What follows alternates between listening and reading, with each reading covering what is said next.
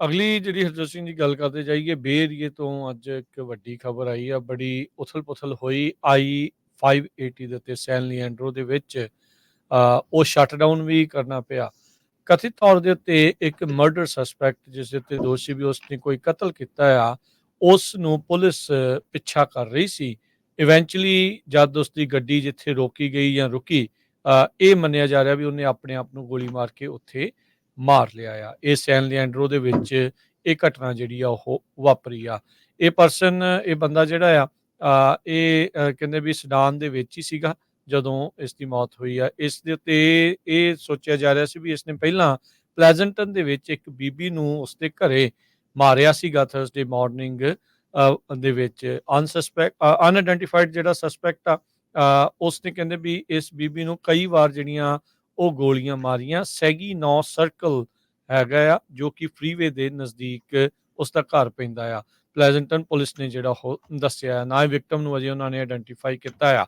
Suspect ਦੀ ਕਾਰ disable ਕਰ ਦਿੱਤੀ ਗਈ, ਉਹ ਚੱਲਣੋਂ ਕਾਬਲ ਨਾ ਰਹੀ ਤੇ ਉਸ ਦੇ ਪਿੱਛੇ ਪਲੈਜ਼ੈਂਟਨ ਦੀ ਜਿਹੜੀ ਅਨਮਾਰਕਡ ਪੁਲਿਸ ਕਾਰ ਆ ਉਹ ਚੱਲ ਰਹੀ ਸੀ। CHP ਦੇ ਸਪੋਕਸਪਰਸਨ ਆਫਿਸਰ ਜੈਨੀਫਰ ਨੇ ਜਿਹੜਾ ਦੱਸਿਆ ਵੀ ਇੱਕ ਗੂੜੇ ਰੰਗ ਦੀ ਲੈਕਸਸ ਸੈਡਾਨ ਕਾਰ ਜਦ ਪਰਸਿਊਟ ਉਹਦਾ ਪਿੱਛਾ ਕਰ ਰਹੇ ਸੀਗੇ, ਉਹ ਅਚਾਨਕ ਕ੍ਰੈਸ਼ ਹੁੰਦੀ ਆ। ਉਹ ਸ਼ੋਲਡਰ ਦੇ ਵਿੱਚ ਜਾ ਵੱਜਦੀ ਆ, ਸੈਨ ਲੀਐਂਡਰੋ ਦੇ ਫੇਅਰਮੌਂਟ ਡਰਾਈਵ ਦੇ ਨਜ਼ਦੀਕ। CHP ਤੇ ਸੈਨ ਲੀਐਂਡਰੋ ਪੁਲਿਸ, ਐਲਾਮੀਡਾ ਕਾਉਂਟੀ ਸ਼ੈਰਿਫ ਆਫਿਸ ਮੌਕੇ ਦੇ ਉੱਤੇ ਪਲੈਜ਼ੈਂਟਨ ਪੁਲਿਸ ਦੀ ਮਦਦ ਦੇ ਲਈ ਸੱਦੇ ਗਏ। ਵਿਟਨੈਸਸ ਜਿਹੜੇ ਉਹ ਕਹਿੰਦੇ ਆ ਵੀ ਸਟੈਂਡ ਆਫ ਉੱਥੇ ਹੋਇਆ ਸੀ। 2 ਆਰਮਰਡ ਟਰੱਕ ਦੇ ਦੁਆਰਾ ਇਸ ਦੀ ਗੱਡੀ ਨੂੰ ਘੇਰਿਆ ਗਿਆ ਸੀ ਤੇ ਬੰਦੂਕਾਂ ਤਾਣੀਆਂ ਹੋਈਆਂ ਸੀ। ਪੁਲਿਸ ਸਾਰਿਆਂ ਨੂੰ ਉਸ ਇਲਾਕੇ ਚੋਂ, ਉਸ ਫਰੀਵੇ ਤੋਂ ਪਰੇ ਹੋਣ ਦੇ ਲਈ ਕਹਿ ਰਹੀ ਸੀ ਤੇ ਬਾਅਦ ਦੇ ਵਿੱਚ ਪੁਲਿਸ ਇਹ ਵੀ ਕਹਿੰਦੀ ਨਜ਼ਰ ਆਈ, ਸੁਣੀ ਗਈ ਵੀ ਬਾਹਰ ਆਪਣੇ ਹੱਥ ਖੜੇ ਕਰਕੇ ਆ ਜਾਓ।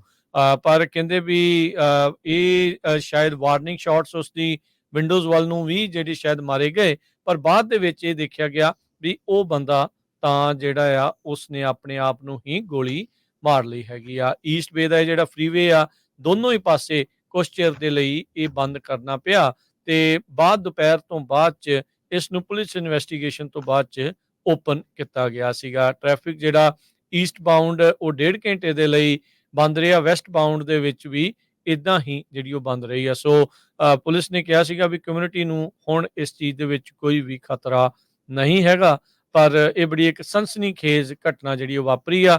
ਪਲੈਜ਼ੈਂਟਨ ਦੇ ਵਿੱਚ ਇੱਕ ਬੀਬੀ ਨੂੰ ਮਾਰ ਕੇ ਕਥਿਤ ਤੌਰ ਦੇ ਉੱਤੇ ਜਿਹੜਾ ਹਥਿਆਰਾ ਹੈ ਉਸਨੇ ਆਪਣੇ ਆਪ ਨੂੰ ਮਾਰ ਲਿਆ। ਹਜੇ ਤੱਕ ਜਿਹੜੀ ਉਹਨਾਂ ਦੀ ਆਇਡੈਂਟੀਟੀ ਆ ਉਹ ਨਹੀਂ ਦੱਸੀ ਗਈ ਹੈਗੀ।